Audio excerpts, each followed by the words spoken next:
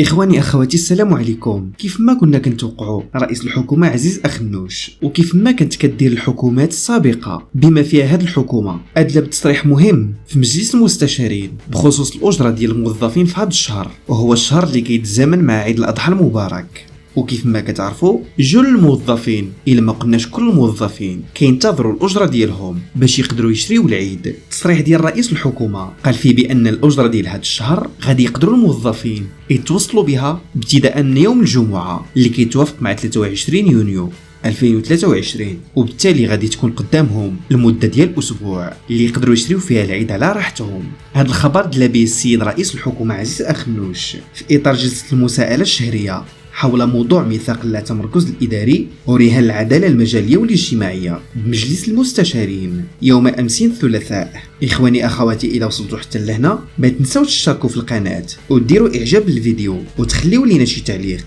إذا جات على خاطركم. خليناكم على خير.